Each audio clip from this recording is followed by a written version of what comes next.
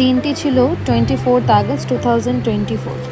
এই দিন আমাদের বাড়িতে জন্মাষ্টমীর পুজোর উপলক্ষে স্বয়ং গৌরীয় মঠ থেকে মহারাজ আসেন পুজোটির উদ্বোধন করার জন্য।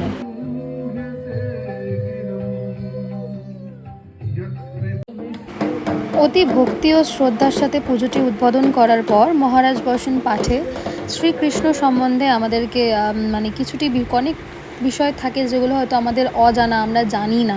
পুজো সবারই বাড়িতে হয়, কিন্তু এমন এমন কয়েকটি বিষয় আছে এই সমস্ত ব্যাপারে যেগুলো আমরা হয়তো জানি না। আর উনি এত সুন্দরভাবে এই জিনিসগুলো বোঝাচ্ছিলেন আমাদের, মুগ্ধভাবে তারই কথা শুনিয়েছে যে সত্যি আমরা এই সমস্ত ব্যাপারগুলো আমরা জানতামই না। অনেক কথা উনি বললেন শ্রীকৃষ্ণের ব্যাপারে, যে উনি যখন আমাদের বাড়িতে রয়েছেন আমাদের বাড়ির ছেলের মতো।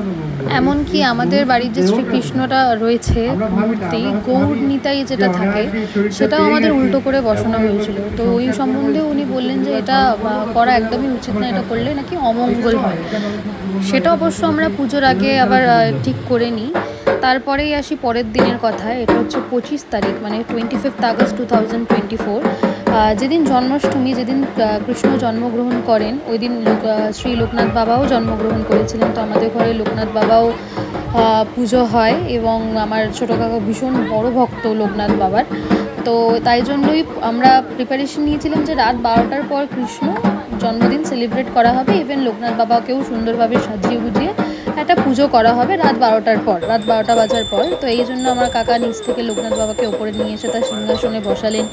আমার মেজো কাকিমার ছোটো কাকা সবাই মিলে ভালোভাবে লোকনাথ বাবাকে এখন স্নান করিয়ে দিচ্ছেন, পরিষ্কার করিয়ে দিচ্ছেন। তাকে জামা কাপড় তার সুন্দরভাবে পরানো হবে। আর এই জিনিসটা এত সুন্দর, এটা চালু করে দিলে এটা অটোমেটিক নিজে থেকেই বাজতে থাকে। এটা আমার মেজো কাকিমা আমাদের মন্দিরটাতে দিয়েছে। আর এই যে লোকনাথ বাবাকে ভালোভাবে শ্যাম্পু দিয়ে গঙ্গা জল দিয়ে স্নান করানো হচ্ছে সুন্দর করে। এরপরেই তার গা হাত পা সমস্ত কিছু মুছিয়ে তাকে তার বস্ত্র পরানো হবে, এবং পুজোর জন্য তাকেও রেডি করা হবে।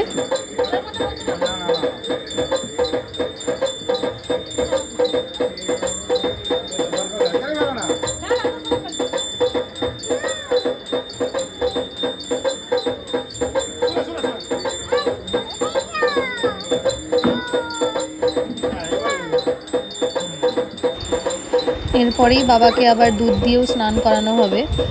প্রতি বছরই যেমন দুর্গা পুজোর জন্য সবাই এক্সাইটেড হয়, তেমনই আমাদের বাড়ির লোকেরাও এই জন্মাষ্টমী পুজোর জন্য আমরা প্রচণ্ড পরিমাণে এক্সাইটেড থাকি।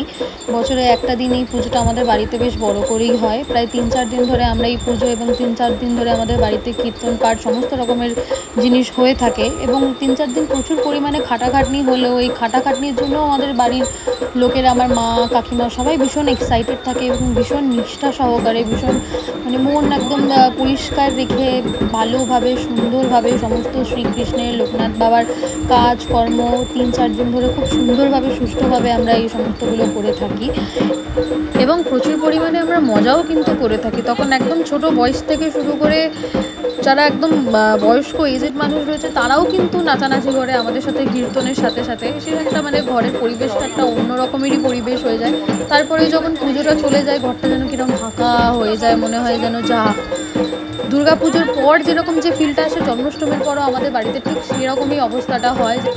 আর এই দুটো দুষ্টু, এত দুষ্টু কিন্তু এতটাই মিষ্টি। এরা আমার পাশের বাড়িতে থাকে, এরা দুজন জমজ। এদের দুজনকে দেখে চেনাই যায় না যে কে ছোট কে বড়, পুরো কপি অ্যান্ড পেস্ট। দুজনের মুখ থেকে শুরু করে, হাইট থেকে শুরু করে সবটাই সিমিলার। আমি ওর মা বাবাকে জিজ্ঞেস করি, তোমরা বোঝো কীভাবে? এরপরেই বাবা লোকনাথ বাবাকে তার বস্ত্র পরিয়ে দিয়ে তাহার পুজোর জায়গায় তাকে বসানো হয়।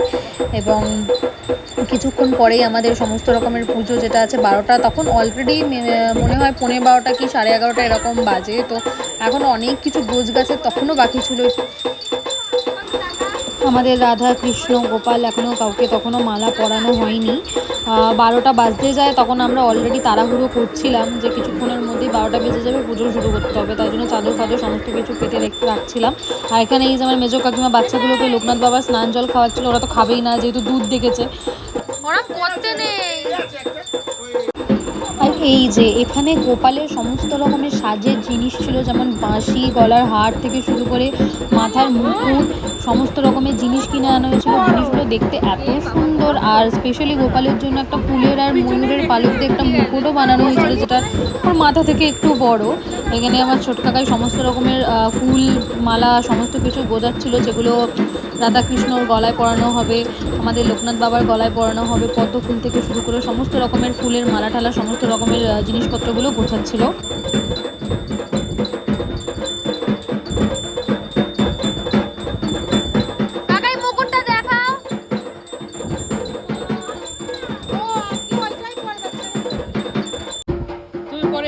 আর এই যে এখানে আমাদের যেখানে ছোট্ট গোপালটিকে রাখা হবে সেই জায়গাটা ভালোভাবে সাজানো হচ্ছে। ওখানে গোপালকে বসানো হলো, এবার তার মাথার মুকুটটা ওখানে রাখা হবে। ওর মাথায় কিছুতেই ওটা ফিট হচ্ছে না, কারণ মুকুটটা অনেকটাই বড়, তাই জন্য মাথার কাছে ওটা রাখা হচ্ছে।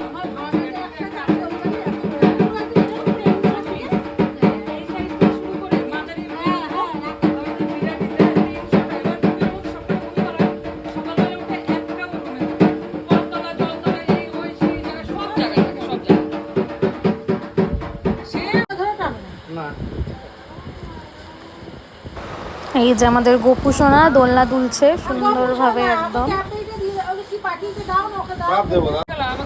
আর এই যে এখানে আমাদের গোপু সোনার কেক, যেটা রাত 12টার পর গোপাল আমাদের কাটবে। আর কেকটা দেখতে এতটাই সুন্দর হয়েছে, মনে হচ্ছিল যেন না কাটুক, এমনি থাকুক। কেকটা দেখতে এতটাই সুন্দর, আর খেতেও কিন্তু ভীষণই ভালো ছিল, আর দেখতে তার থেকেও ভালো।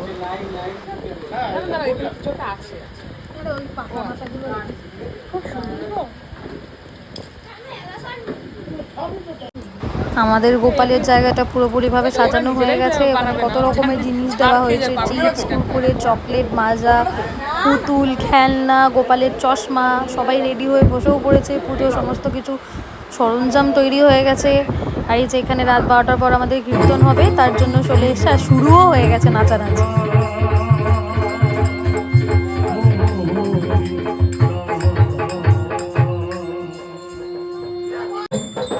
এর মধ্যেই শুরু হয়ে গেছে সমস্ত রকমের ধূপ, প্রদীপ, মোমবাতি সমস্ত কিছু জ্বালিয়ে ভগবানের সামনে রাখা হয়ে গেছে। তো খুব তাড়াতাড়ি শুরু হয়ে যাবে পুজো। এবং এই পুজোটা এত ভালো হয়েছে আমাদের, মানে যতজন ওখানে ছিল প্রায় সবাই ইমোশনাল হয়ে পড়ে, যে রাধা গোবিন্দর মুখ দেখে ওনাদের মুখটা এতটাই জল জল করছিল, মানে বলার মতো না। সে অপূর্বভাবে আমাদের পুজোটা সম্পূর্ণ হয়।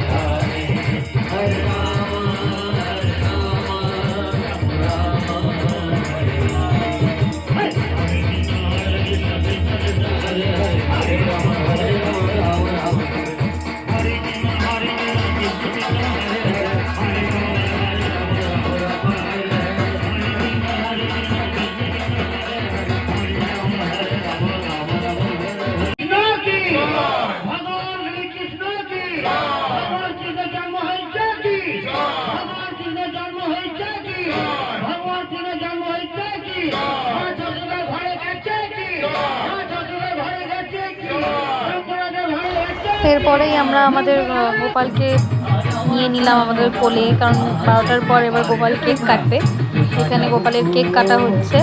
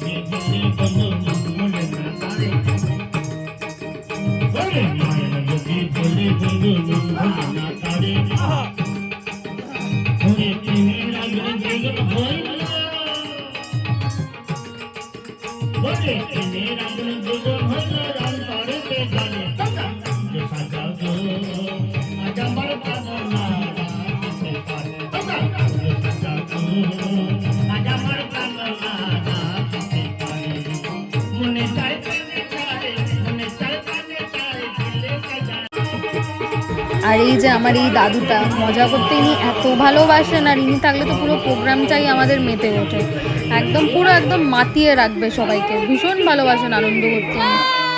একদম প্রথম থেকে শেষ পর্যন্ত উনি সবাইকে মাতিয়ে রাখেন, আর নাচানাচি করতে প্রচণ্ড পরিমাণে ভালোবাসেন।